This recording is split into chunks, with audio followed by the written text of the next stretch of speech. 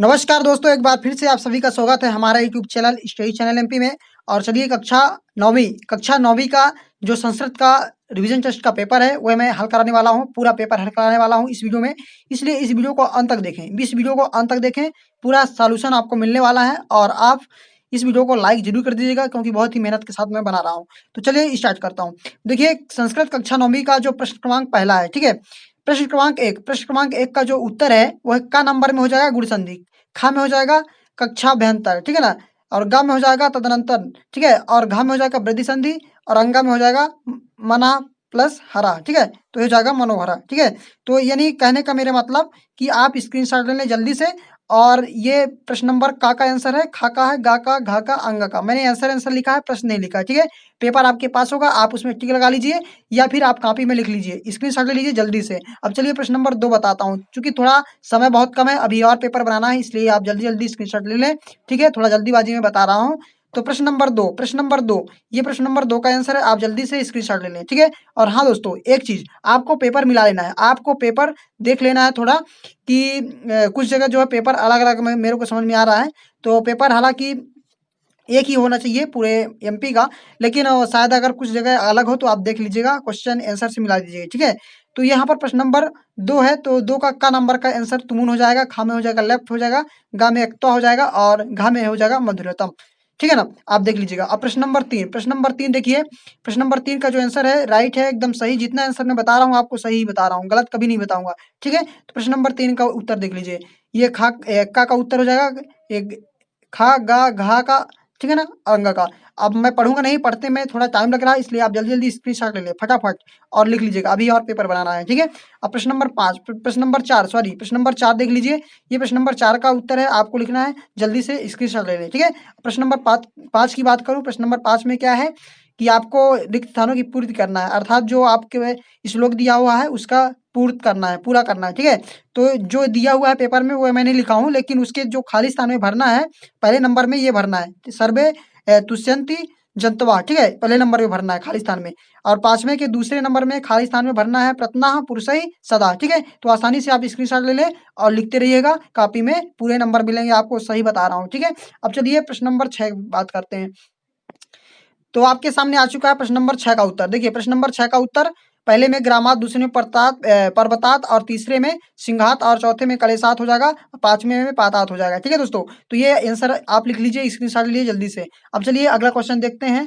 और हाँ दोस्तों, आपके पेपर में प्रश्न नंबर 6 दो बार आया है, प्रश्न नंबर 6 दो बार आया है, एक बार ये, ठीक है ना, और खाली स्थान के रूप में, और एक बार उत्तर के रूप में। प्रश्न नंबर 6 एक बार उत्तर के रूप में आया है, प्रश्न नंबर 6 का उत्तर एक पद में देना है, एक पद एन उत्तर, ठीक है। तो ये सभी प्रश्नों के उत्तर आप देख लीजिए, आपके सामने है। पहले नंबर में वाणी हो जाएगा, दूसरे में तंजुला तंजुलान, ठीक है, तीसरा, चौथा, पांचवा, ये पूरे उत्तर आप स्क्रीनशॉट ले लें जल्दी से, ठीक है ना।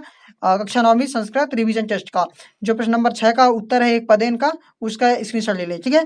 अब चलिए प्रश्न नंबर 7 की बात करता हूँ। प्रश्न नंबर 7 में आपको क्या लिखना है दोस्तों, आपको लिखना है, देखिए, वचन, तीनों वचन लिखना है बालक का, पंचमी विभक्ति। तो इसी प्रकार आप बना लीजिए, ठीक है, इसी प्रकार आप बना लीजिए, ठीक है, चैप्टर, और इसमें लिख लीजिए। यहाँ पर लिखा हुआ है विभक्ति, यहाँ पर एक वचन, द्विवचन, बहुवचन, इस तरह लिख लेना है आपको। इसके बाद यहाँ पर 1 नंबर, 2 नंबर, 3 और 4 नंबर का है। तो 1 नंबर में बालक का पंचमी विभक्ति लिखना है, तीनों वचन, तो बालकात, बालकाभ्याम और बालकेभ्य हो जाएगा। दूसरे में गुरु का द्वितीय विभक्ति लिखना है, द्वितीय विभक्ति लिखना है, तीनों वचन, तो गुरुम, गुरु, गुरुल लिखना है, सेम इसी तरह आपको लिखना है।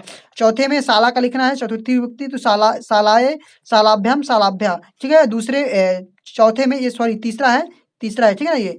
और चौथा है कवि का द्वितीय विभक्ति लिखना है, तीनों वचन, तो कबीम, कभी, कबीन हो जाएगा। इस प्रकार से आप सेम सेम इसी तरह लिख दीजिएगा, आपको पूरे नंबर मिलेंगे, कन्फर्म बता रहा हूँ, पूरा एकदम आंसर सही लेकर आया हूँ, ठीक है, आपके सामने। अब प्रश्न नंबर 10 की बात करता हूँ, ठीक है।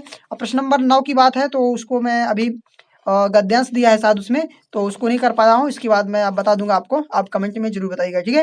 अब चलिए प्रश्न नंबर 10 का जो सही जोड़ी है आपको लिखना है, ये जो सही है उसके सामने मैंने लिख दिया है, सामने सामने सही लिख दिया, आप स्क्रीनशॉट ले जल्दी से, ठीक है। अब प्रश्न नंबर 11 की बात करता हूँ। प्रश्न नंबर 11 देख लीजिए, प्रश्न नंबर 11 का जो विलोम शब्द लिखना है, ठीक है। तो इस पेपर में आपके इस तरफ का लिखा है, इस तरफ का मैंने लिख दिया। पश्चात का हो जाएगा पूर्वम, हसितुम का रोदितुम, अद्धा का ऊपरी, और सूर्यास्त का हो जाएगा सूर्योदय, ठीक है। ये हो गया विलोम शब्द लिखना है आपको, ठीक है, सेम सेम इसी तरह लिख देना है, कोई दिक्कत नहीं। अब चलिए प्रश्न नंबर अगले पे चलते हैं। तो ये देखिए फ्रेंड्स, आपके सामने प्रश्न नंबर 12 का उत्तर आ चुका है। प्रश्न नंबर 12 में आपको एक वाक्य उत्तर देना है, ठीक है ना? ठीक है ना? क्या देना है? प्रश्न उत्तर है। तो पहले का आंसर हो जाएगा ये, आप स्क्रीनशॉट ले लें जल्दी से। ये दूसरे का है, ये तीसरे का है। यहाँ पर क्या लिखा है देख लीजिए, थोड़ा कटा हुआ है। प्रीवाक प्रदानेन, यहाँ पर ये कटा हुआ है, ठीक है ना? प्रीवाक लिखा हुआ है, फिर प्रदानेन, ठीक है ना? और यहाँ पर क्षिप्रम क्रीमाणयस रसम पिबती, ठीक है ना? काला क्षिप्रम क्रीमाणयस रसम पिबती, ठीक है? आप देख लीजिए जल्दी से और स्क्रीनशॉट ले लीजिए, ठीक है? ये 4 नंबर तक का पूरे का है, 12 का पहला, दूसरा, तीसरा, चौथे सभी का आंसर मैंने लिख दिया है, ठीक है? आसानी से लिख लीजिए, कोई दिक्कत नहीं होना चाहिए आपको। अब प्रश्न नंबर 15 देखिए, प्रश्न नंबर 13, प्रश्न नंबर 13 देखना है आपको पहले। प्रश्न नंबर 13 में आपके पेपर में लिखा हुआ है कि सुभाषतानी द्वयम, यानी कोई 2 सुभाषतानी लिखना है अपने पाठ्य पुस्तक से। जो आपके पास संस्कृत का बुक होगा उसमें आप सुभाषतानी देख लीजिएगा, तो कोई 2 सुभाषतानी लिखना है, यानी 2-2 नंबर का होता है, तो आपको 4 लाइन लिखना पड़ेगा, 2-2 नंबर का, 2 सुभाषतानी, कोई भी सुभाषतानी आप लिख सकते हैं, आपके बुक में मिल जाएगा, ठीक है? तो इसलिए मैंने लिखा हूँ, आप बुक में मिल जाएगा। प्रश्न नंबर 14 में आमंत्रण पत्र लिखना है अपने भगिनी अर्थात बहन की शादी के लिए।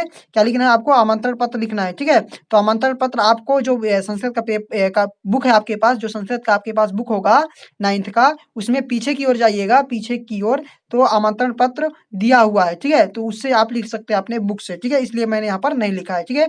प्रश्न नंबर 14 में बता दिया आमंत्रण पत्र है, ठीक है ना?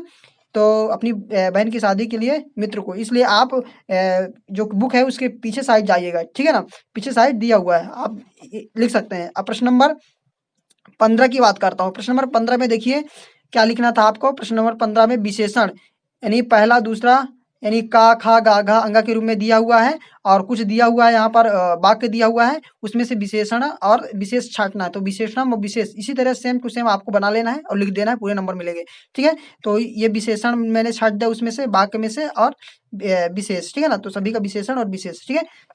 सेम इसी तरह लिखना है आपको, कोई दिक्कत नहीं होने वाला है, ठीक है? अब चलिए प्रश्न नंबर 18 की बात करता हूँ। ये प्रश्न नंबर 18 में देखिए, निबंध संस्कृत भाषायाम, निबंध लिखना है। प्रश्न नंबर 18 में आपको संस्कृत का और 2-3 ऑप्शन दिए हुए हैं उसमें से, हालांकि संस्कृत भाषा का लिख दीजिएगा, सरल रहेगा। आपके बुक में, कहाँ पर? आपके बुक में पीछे साइड दिया हुआ है निबंध संस्कृत भाषा का, तो उसमें से आप देख कर लिख सकते हैं, ठीक है? इसलिए मैंने नहीं लिखा है, आप थोड़ा लिखने में टाइम लग रहा था, इसलिए मैं सोचा बता दूंगा। तो आपके बुक में, कक्षा 9वीं के बुक में पीछे साइड जाइएगा, तो निबंध और एप्लीकेशन अर्थात आमंत्रण पत्र मिल जाएगा, तो आप लिख सकते हैं, ठीक है? संस्कृत भाषा का निबंध लिख देंगे, ठीक है, आसानी से। अब चलिए जो भी क्वेश्चन रह गए हैं उसको मैं कराऊंगा दोस्तों, जल्द ही। आप कमेंट में जरूर बताइएगा और वीडियो को लाइक कर दीजिएगा, ठीक है? लाइक करने से थोड़ा हमारा मनोबल बढ़ता है, ताकि हम अगले प्रश्नों का उत्तर लाएंगे, ठीक है? और यदि आप नए हैं तो चैनल को सब्सक्राइब कर बेल आइकन प्रेस कर लीजिएगा, तभी आपको जो नया नोटिफिकेशन है, यानी जो मैं अगले प्रश्नों का उत्तर डालूंगा वो आपको मिलेगा, ठीक है? और हमारे इस चैनल पर, स्टडी चैनल एमपी पर, हर सब्जेक्ट का पढ़ाई किया जाता है। रिवीजन टेस्ट के बाद भी आप पढ़ सकते हैं, है ना? जो 9th हो, 10th, 11th, 12th हर क्लास के बच्चों को पढ़ाया जाता है, हर सब्जेक्ट, ठीक है ना? तो चलिए चलते हैं, फिर मिलता हूँ नए वीडियो में। जय हिंद, वंदे मातरम।